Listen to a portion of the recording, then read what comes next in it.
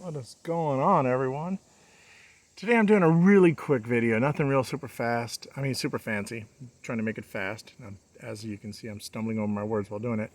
I switched out most of my bait casters from braid to mono again. I just had way too many problems here this last month with braid. 4 or 5 rods that I have with braid all had problems. From bird nests to wind knots to breaking a rod tip, breaking a part off of a rod. I had that happen twice, believe it or not. Lure flying back and hitting the spool and embedding itself into the spool. So I had to cut off 25-30 yards of braid that way. And as you know, braid's not cheap. It's if you get 150 yards, about 15-20 bucks depending on what braid you had. And I had tried them all. It wasn't just one in particular. I'm not going to bag on one kind of braid. I mean, I used Power Pro, the Super Slick 2. I had on the J braid. I think I had some Easy braid as well, the Spider Wire Easy braid or whatever it's called. Tried a few different ones. Nordtail Loot, that was another one I tried. It wasn't working out for me. I kept having problems. I'd go out to fish. You like to take out one rod, especially when you're walking the lake. You just want to grab a rod, flip a worm for. I got about an hour. Normally is what I do. I do about an hour fish, an hour, 2 at most. I don't like leaving them in the car, so I take a rod or maybe 2 with me at most. And I was finding out that I'd get out the fish and I'd throw 4 or 5 casts, and all of a sudden there'd be an issue with the braid, and I'd be like, I'd have to stop, and if I couldn't get it apart, it was ending my trips quick, and just kind of bumming you out when you're fishing. So I went to a mono, and the one I'm trying out right now is it's kind of an oddball that I didn't think I would like, but it's worked out pretty well, believe it or not. And it's the Zebco line, the Cajun line. This is the Cajun Red on this one, and this is the Mean Green on this one. 14-pound test, 20-pound test in the red. I want to try a couple different ones to see how they worked. This rod here is really just, I pitch with this rod. I pitch it, well, it's not real heavy today. I kind of lightened it up a little bit for where I'm at, but I pitch it into lily pads, and I'm not throwing it real far, obviously, because I don't have a whole lot of line on it. You can almost probably see the spool through it if I get close enough. But I pitch, 2 lengths of my car basically into these lily pads to pull these fish out. So I didn't need anything really heavy, nothing fancy. The spool of the Cajun is $7. You get 700 yards. The Mean Green, I think I got 800 and some odd yards for $5.99 or $5, $4.99. So believe it or not, it's worked out pretty well. I've been using the green now for about 2 weeks, and I've had no issues other than stuff I've done on my own. Where you go to cast and you whip back too far and you grab a bush, especially when you're fishing around stuff like this. I'll show you here. I'm fishing in spots where you really don't have a gap. You have like a 3 or 4 foot gap, and you can grab some cattails or some stick-ups, and it'll give you a bird nest. But the difference is I was able to get most of them out. I only had one bad one, and that was really just one dumbass one on my own. It was actually on this reel here. I had the Mean Green on it, and it got grabbed a lily pad, and I don't know if we have some really thick lily pads out here, and the weight will get jammed in the V at the kind of the heart-shaped, lily pads are kind of heart-shaped.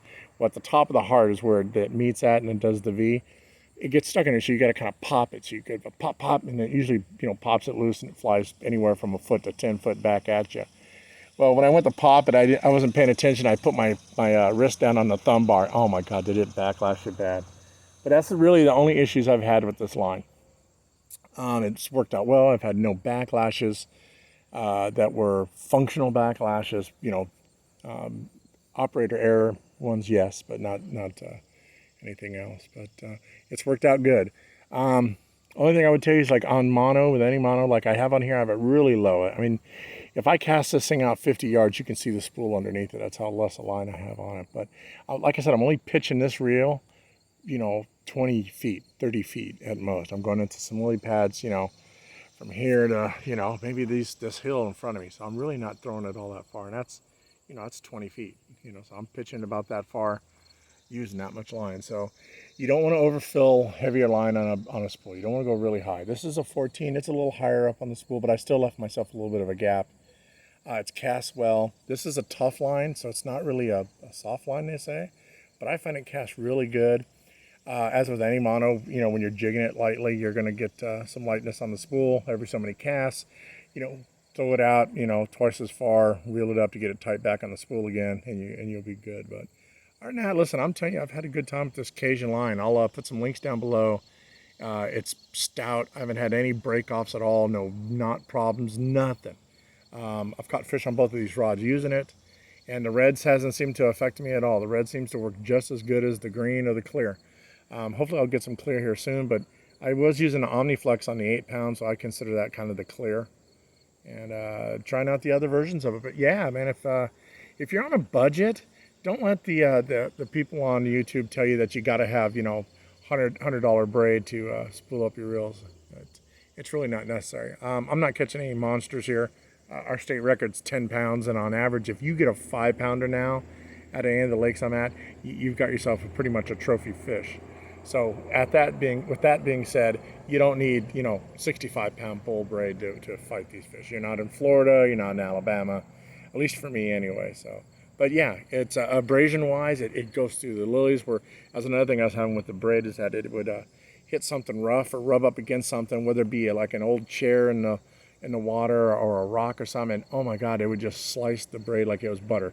I don't want to tell you how many rigs I lost. I'd just give it kind of a couple twitches, all of a sudden there would be nothing there, and I'd reel it up and it'd be cut, and I'd be like, that's really weird. And I never have that with braid.